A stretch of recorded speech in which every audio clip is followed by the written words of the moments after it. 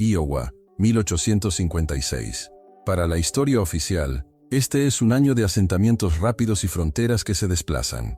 La narrativa convencional nos habla de colonos roturando la tierra virgen con arados de hierro, de la llegada ruidosa del ferrocarril y de una sociedad que intentaba imponer orden y leyes sobre la vasta y salvaje pradera americana.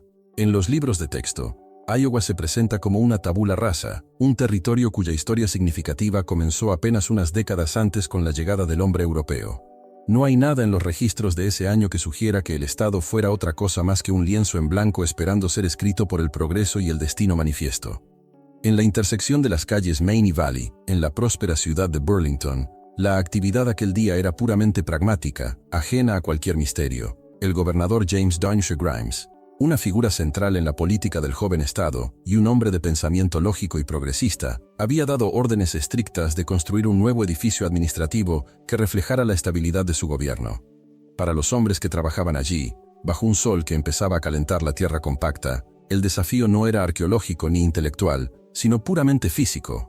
La tarea consistía en excavar un sótano profundo y sólido, preparar el terreno para que una estructura moderna de ladrillo y piedra pudiera alzarse con seguridad y perdurar en el tiempo. El cielo de aquel día no presagiaba nada extraordinario. Los trabajadores, curtidos por el clima de las llanuras, hundían sus picas en un suelo que, según la geología conocida de la región, solo debería contener sedimentos acumulados durante milenios por las crecidas del Mississippi y la erosión natural. Sin embargo, a medida que la excavación descendía más allá de los niveles habituales de cimentación, el ritmo del trabajo cambió drásticamente. Las herramientas de acero dejaron de chocar contra la arcilla blanda y la tierra negra para encontrarse con una resistencia que no era natural ni aleatoria. No era la piedra irregular del lecho rocoso, ni los cantos rodados dejados por glaciares antiguos, sino una superficie nivelada, pulida y claramente deliberada. En ese preciso momento, la construcción se detuvo en seco. Los capataces se acercaron al borde del foso, limpiándose el sudor y el polvo de los ojos para dar crédito a lo que veían. Lo que emergió del polvo y los escombros no era una raíz vieja, ni un depósito mineral, ni el fósil de una criatura prehistórica. Era la evidencia física y arquitectónica de que el lienzo en blanco de Iowa ya había sido utilizado por alguien más, por una inteligencia organizada y técnica, mucho antes de que el primer colono cruzara las aguas del río Mississippi. Lo que los trabajadores descubrieron bajo la esquina de Main y Valley fue una bóveda arqueada de una perfección desconcertante. A primera vista, el hallazgo podría parecer una curiosidad de la época colonial, o quizás un sótano olvidado o un asentamiento militar anterior, pero la lógica histórica desmentía rápidamente esa teoría. Burlington era una ciudad extremadamente joven, no existían registros de edificaciones previas en ese punto exacto, y mucho menos estructuras que justificaran una obra de tal envergadura a una profundidad tan inusual. La estratigrafía del suelo indicaba que la tierra sobre la bóveda no había sido removida en siglos. La bóveda medía aproximadamente 3 metros cuadrados, es decir, 10 pies por cada lado, pero no era su tamaño lo que desconcertaba a los presentes y a los ingenieros que acudieron al sitio, sino su sofisticada configuración técnica. Estaba construida con un techo en forma de arco de medio punto, una solución de ingeniería de alta complejidad que permite distribuir el peso de las inmensas capas de tierra superiores de manera uniforme hacia los muros laterales, evitando el colapso. Para un ingeniero de 1856, el arco no era un misterio, pues era la base de las catedrales y puentes europeos, pero sí lo era su ubicación en el subsuelo de Iowa. La construcción de un arco de piedra requiere un conocimiento preciso de la geometría descriptiva y de la distribución de cargas físicas. Exige el uso de un sistema de soporte temporal, denominado cimbra o encofrado, que sostenga las piedras en el aire hasta que la piedra clave, la que corona el arco, sea colocada y la estructura se vuelva autosustentable. ¿Quién poseía ese conocimiento avanzado en la Iowa predocumentada? La arqueología institucional sostiene con firmeza que las poblaciones nativas de la región, aunque capaces de construir complejos y hermosos túmulos de tierra, no utilizaban el arco de piedra ni la mampostería pesada en sus estructuras. Sin embargo, allí estaba, una pieza de ingeniería que recordaba a las técnicas europeas o mediterráneas, enterrada bajo metros de estratos geológicos que sugerían una antigüedad de siglos, o tal vez de milenios. Cuando el reporte del hallazgo llegó finalmente a la prensa local, los detalles técnicos fueron registrados con una precisión que hoy, más de un siglo después, resulta invaluable para el análisis forense de la historia. Los muros de la bóveda tenían un grosor impresionante de 35 centímetros, unas 14 pulgadas de piedra sólida. En términos de construcción técnica, esto no es un tabique divisor ni un muro doméstico. Es un muro de carga diseñado para la permanencia absoluta y la resistencia a presiones externas masivas. Es la medida exacta que se encontraría en una fortificación militar o en una cámara acorazada medieval, pero el detalle más perturbador para los observadores de la época no fue la piedra, sino el material que las unía. Los operarios y albañiles locales describieron el aglutinante como un mortero indestructible. En la construcción convencional de mediados del siglo XIX, el mortero solía ser una mezcla simple de cal y arena que, con las décadas, tiende a erosionarse, a volverse arenoso o a quebrarse ante la humedad constante del suelo. Sin embargo, el cemento de la bóveda de Iowa parecía haber sufrido un proceso de cristalización mineral. Los hombres que intentaron desmontar parte de la estructura por orden de los capataces notaron con asombro que el mortero era, en la práctica, más resistente que la propia piedra que debía unir. Al golpearlas juntas, la piedra se fracturaba antes que el cemento. Este dato nos obliga a salir de la anécdota fronteriza y entrar de lleno en la ciencia de materiales. La existencia de un agente aglutinante de tal calidad sugiere una química avanzada y un control industrial. No es el resultado de una mezcla fortuita de barro y paja, sino de un proceso térmico sofisticado para crear cal hidráulica o incluso un precursor del cemento Portland moderno, procesos que requieren hornos de alta temperatura, una atmósfera controlada y un conocimiento profundo de las propiedades químicas de los minerales. El reporte original, publicado de forma escueta y casi temerosa en el periódico local, mencionaba que los trabajadores se detuvieron ante la solidez impenetrable de la cámara. Comprendieron que no estaban ante un simple sótano, sino ante un contenedor diseñado para aislar su contenido de la humedad, del tiempo y del entorno externo. Lo que yacía dentro no era producto del azar de la naturaleza, sino el sujeto de un esfuerzo arquitectónico monumental por parte de una cultura que, según todos nuestros libros de texto y consensos académicos, nunca caminó por las llanuras de Iowa. Al despejar finalmente la última capa de escombros y asomarse al interior oscuro de la bóveda, los hombres de Burlington no encontraron los tesoros de oro que algunos esperaban. Encontraron algo mucho más inquietante, algo que transformaría una curiosidad arquitectónica en una anomalía biológica que el sistema, eventualmente, preferiría borrar de la memoria colectiva. Al romper el sello de la bóveda, el aire viciado de 1856 se mezcló con un vacío absoluto que había permanecido sellado herméticamente por siglos. Fue un momento de suspensión histórica. La luz de las linternas de aceite, parpadeando ante la repentina entrada de oxígeno, reveló finalmente lo que el diseño de aquella estructura blindada había intentado proteger con tanto ahínco. Dentro de la cámara de 10 pies cuadrados, no reinaba el caos del tiempo ni el desorden de una tumba saqueada. Había un arreglo geométrico, una disposición deliberada que sugería una jerarquía inamovible incluso en la muerte. 8 esqueletos. 8 individuos dispuestos con una intención que trascendía lo puramente funerario para entrar en el terreno de lo ceremonial y lo simbólico. Estaban colocados de tal manera que el espacio parecía haber sido diseñado a su medida exacta, como si la arquitectura y la biología fueran una sola unidad funcional. Pero no fue la disposición ritual lo que paralizó el corazón de los trabajadores de Burlington aquel día, sino la escala aterradora de los restos. Según las crónicas periodísticas de aquel año y los testimonios de los testigos presentes, los restos óseos medían entre 2 metros 43 metros de longitud total. Estábamos hablando de seres que alcanzaban los 8 a 10 pies de altura. Para poner esto en perspectiva desde una óptica racional y científica, debemos entender que, en la población humana moderna, el gigantismo es una anomalía médica extremadamente rara. Generalmente, está vinculada a disfunciones severas de la glándula pituitaria, lo que produce un exceso de hormona del crecimiento. Sin embargo, estas patologías médicas no solo otorgan altura, dejan rastros claros y debilitantes en el tejido óseo. Los huesos de un gigante patológico suelen ser porosos, presentan deformidades graves en las articulaciones y una fragilidad estructural crónica que hace que el individuo apenas pueda sostener su propio peso, condenándolo a una vida de movilidad limitada y muerte temprana. Sin embargo, los informes técnicos de Iowa de 1856 no describían restos frágiles ni sujetos a la enfermedad. Por el contrario, describían esqueletos en un estado de preservación excelente, con estructuras óseas macizas, densas y perfectamente proporcionales. No eran humanos con una enfermedad, parecían ser humanos con una biología optimizada a otra escala. Encontrar un solo individuo de 3 metros en una excavación podría considerarse una anomalía estadística, un capricho de la genética. Pero encontrar 8 individuos de la misma talla, enterrados juntos en una misma cámara acorazada, sugiere algo radicalmente distinto: una población, una tipología biológica establecida que no encaja en la campana de Gauss de la antropología contemporánea ni en los registros evolutivos que se nos permiten estudiar. Si analizamos este hallazgo desde una hipótesis puramente funcional, La pregunta que surge es inevitable. ¿Por qué construir una bóveda de muros de 35 centímetros y mortero cristalizado para estos 8 individuos específicamente? En cualquier estructura social de la antigüedad, la inversión de recursos en la muerte es directamente proporcional al estatus, al poder o a la importancia del individuo en vida. La ingeniería de arco, como mencionamos antes, requiere mano de obra altamente especializada, una cantidad masiva de tiempo y materiales procesados químicamente.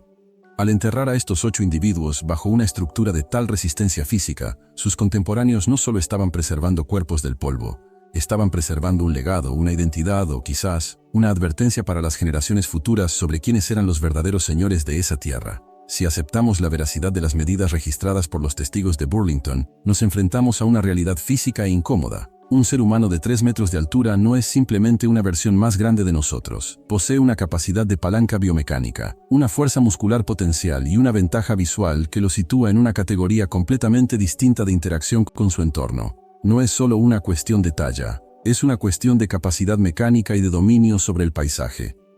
La pregunta que la arqueología institucional evita sistemáticamente no es si estos seres existieron en el plano mitológico, sino cómo interactuaron en el plano físico con las poblaciones de estatura promedio que habitaban la región. ¿Eran una casta gobernante, una élite sacerdotal o guerrera? ¿Eran ellos los arquitectos originales de las estructuras monumentales que hoy, por falta de una explicación mejor, atribuimos a culturas tecnológicas mucho más simples? La bóveda de Iowa sugiere que estos individuos no eran visitantes fortuitos ni exploradores perdidos, sino el núcleo de una organización social y técnica capaz de movilizar recursos avanzados en un entorno que nosotros, con cierta arrogancia histórica, preferimos considerar salvaje. Es vital comprender que el caso de Burlington en 1856 no es una anécdota aislada nacida de la imaginación de un periodista rural. Es aquí donde la acumulación de datos empieza a revelar un patrón geográfico que la historia oficial ha preferido tratar como una serie inconexa de errores de medición o alucinaciones colectivas. Si trazamos una línea desde Iowa hacia el este, siguiendo las rutas fluviales, encontramos registros sorprendentemente similares en Wisconsin, Ohio y Pensilvania. En 1891, investigadores reportaron en el estado de Wisconsin el hallazgo de túmulos que contenían esqueletos de proporciones casi idénticas a los de Iowa, con cráneos de una capacidad volumétrica superior a la media. En Ohio, las crónicas del siglo XIX están salpicadas de descubrimientos de los llamados hombres de las colinas, seres que superaban los 2,5 metros y que a menudo eran enterrados con artefactos de cobre refinado, hachas de piedra pulida de un peso inmanejable para un hombre común y sofisticados ornamentos que denotan una metalurgia muy superior a la simple percusión de pepitas de cobre. Lo que vemos no es un evento único, sino un rastro geográfico coherente. Estos hallazgos suelen concentrarse siempre cerca de las grandes cuencas fluviales, los nodos naturales de transporte, comercio y comunicación del mundo antiguo. Estamos ante un sistema. Una red de asentamientos, fortalezas o centros ceremoniales donde la construcción permanente en piedra y la biología excepcional de sus ocupantes van de la mano. En el caso específico de Iowa, los objetos que acompañaban a los 8 individuos desaparecieron casi tan rápido como los propios huesos al entrar en contacto con la codicia de los coleccionistas y la negligencia oficial. Pero la descripción técnica de la bóveda permanece como un testimonio mudo de que la arquitectura, a diferencia del relato oral, no miente. Los huesos pueden ser malinterpretados o declarados perdidos, pero un muro de carga de 35 centímetros construido con un mortero que supera la resistencia del tiempo es una prueba física de una intención política y técnica que la academia moderna no ha querido, o no ha sabido, catalogar.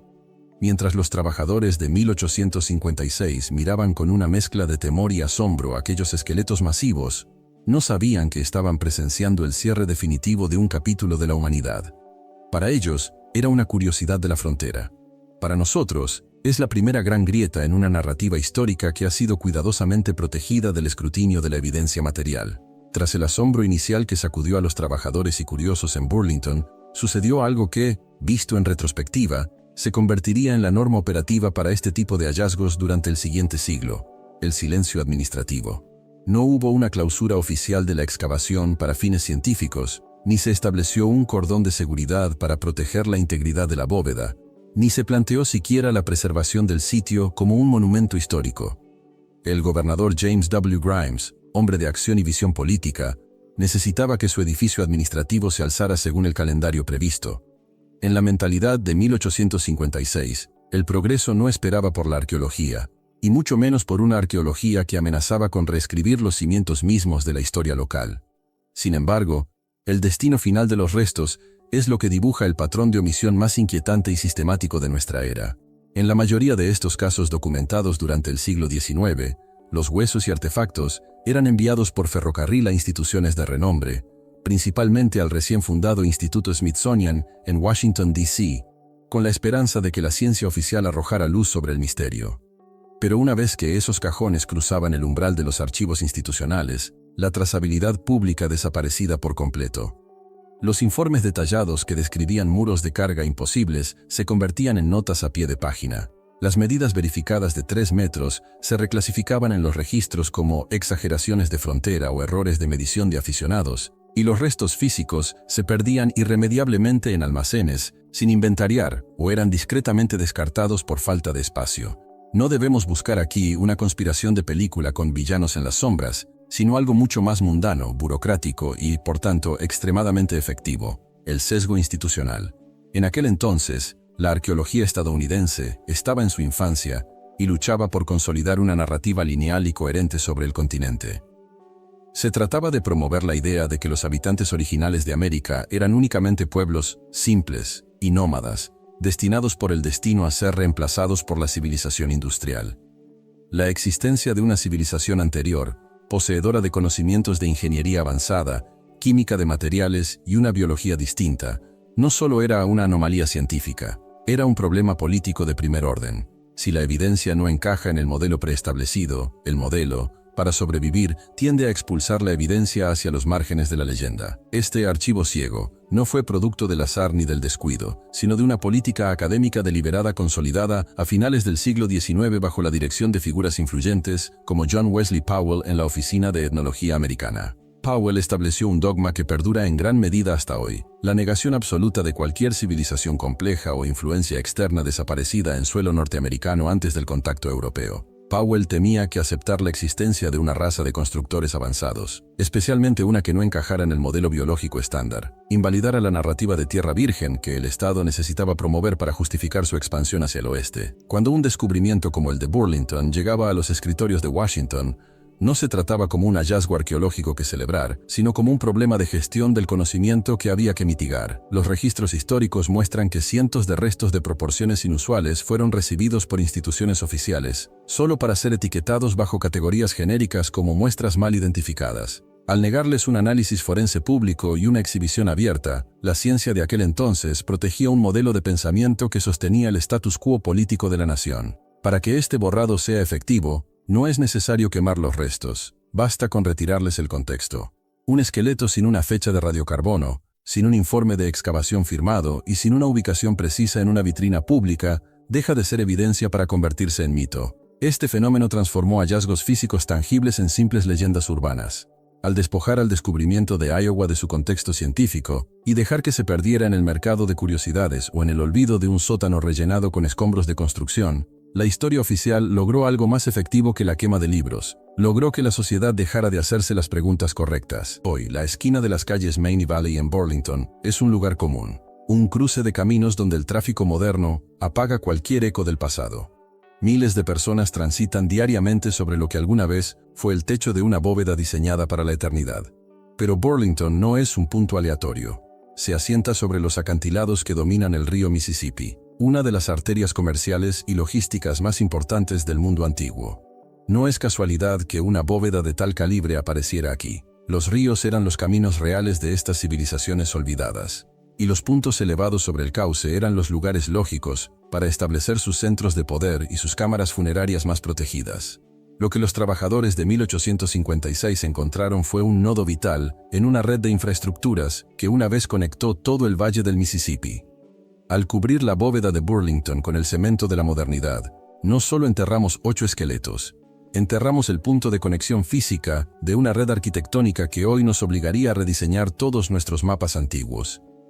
Este patrón de ingeniería y biología no termina en las fronteras de Iowa. Si analizamos los informes de la expedición de Squire Davis en el Valle del Ohio o las excavaciones de túmulos en Virginia Occidental, encontramos una constante técnica: el uso de la piedra labrada en estructuras que la arqueología oficial insiste en llamar primitivas. En Kanawha, por ejemplo, se documentaron cámaras de piedra con esqueletos de 7 y 8 pies de altura, protegidos por sistemas de drenaje que demuestran un conocimiento avanzado de la gestión de suelos. Lo que Burlington nos revela es que no estamos ante un evento aislado de un gigante solitario, sino ante una infraestructura continental coordinada. La bóveda de 1856 era un eslabón en una cadena de puestos de control, centros de conocimiento y mausoleos dinásticos que se extendían por miles de kilómetros. Al ignorar la calidad del mortero de Iowa o la precisión de sus arcos, estamos ignorando la existencia de una red logística que rivalizaba con las de la antigüedad clásica europea. Cada uno de estos sitios, hoy enterrados bajo centros comerciales o edificios gubernamentales, guarda la misma firma. Una escala humana que no comprendemos y una técnica constructiva que preferimos olvidar para no tener que reescribir nuestra propia importancia en la cronología del mundo. La estructura de 1856, con sus muros de 35 centímetros y sus 8 ocupantes silenciosos, ha quedado sellada no solo por el asfalto físico de la ciudad sino por una indiferencia sistemática. Pero la anomalía de Iowa nos deja una lección que trasciende la propia tumba. Nos recuerda que la historia no es una fotografía estática del pasado, sino una construcción social que elegimos mantener. Cada vez que una estructura imposible es ignorada o un registro de dimensiones inusuales es descartado sin un análisis forense moderno, estamos aceptando una versión incompleta de nuestra propia identidad como especie. La ingeniería no miente. El arco de piedra encontrado bajo la pradera de Iowa existió. El mortero indestructible fue tocado por manos humanas, y los 8 individuos que descansaban allí poseían una escala que desafía nuestra comprensión de la biología humana. ¿Qué otros archivos dormitan bajo las ciudades que hoy habitamos? ¿Cuántas bóvedas más fueron destruidas por la prisa de la construcción moderna antes de que alguien pudiera documentarlas? Quizás el verdadero misterio no es quiénes construyeron la bóveda de Iowa, sino por qué nos sentimos más cómodos ignorando su existencia que aceptando que, antes de nosotros, este continente fue el hogar de una arquitectura y una biología que apenas empezamos a sospechar. La evidencia está ahí, bajo el suelo, esperando no una respuesta definitiva, sino simplemente alguien que se atreva a observar el patrón. Porque en los estratos profundos de América, el silencio no es ausencia de historia, es solo una capa que aún no nos hemos atrevido a remover.